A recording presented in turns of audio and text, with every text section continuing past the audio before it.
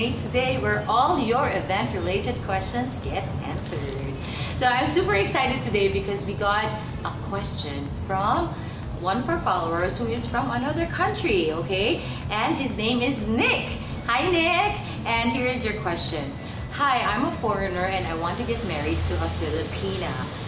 What are the requirements that I need to prepare in having a Catholic wedding ceremony? Okay, so thank you, Nick, for your question. Now, you didn't clarify if you are single or if you are divorced. So because those are two different things and you will have a different requirement. But for the purpose of this video, we're going to answer as if you're really single. Now, here is the number one thing that you need to have. Baptismal certificate. This is newly issued within 6 months prior to your wedding date, okay? And then this should have a notation that says for marriage purposes only, okay?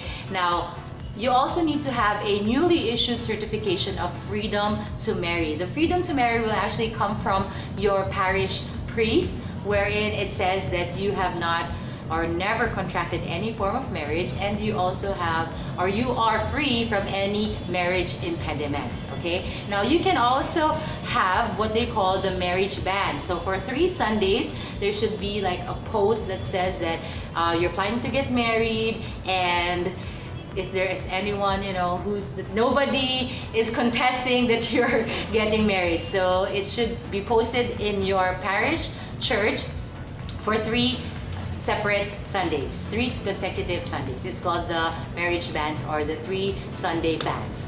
Now, you also need to have, okay, if you are a permanent resident foreigner, okay, this is for those Filipinos who are in another country but are now considered as a foreigner, okay? So even if you're Filipino but you're there, okay, then you need to have an affidavit that says that you have freedom to marry, executed by yourself and 2 witnesses before a priest interviewer. So basically, there's a form that will come from the Catholic Church where you want to get married here in the Philippines, and the priest interviewer will answer it saying that you are free to marry, okay?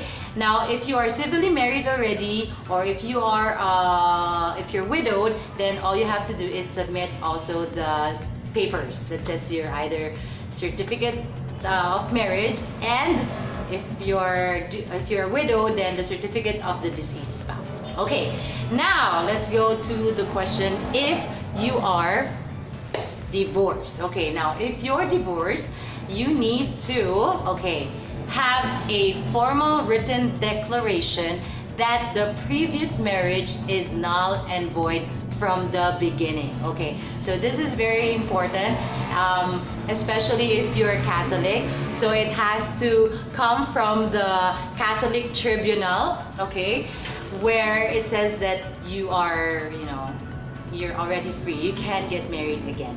Now, from what I understand, if you're Catholic and you got married in a Catholic wedding before and now you're divorced, it's a bit hard to get it. So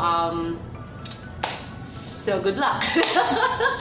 No, okay. So, but that's what I know. It's kind of hard to get it. So, some people opt to have a Christian ceremony instead if they don't have it, okay? So, that's it. Now, for other details, because there's a lot of minute details that you need to know, because there's a lot of nitty-gritty. Now, my main advice to you is check with the Catholic Church where you want to get married here in the Philippines, and then there would be a whole list of things that you need to do. Or you can also join us in our discussions in the Ask Jenne Today community where we post all of this information. Alright, so I hope I answered your question, and do you have a question? Please ask it, because yours just might help somebody today.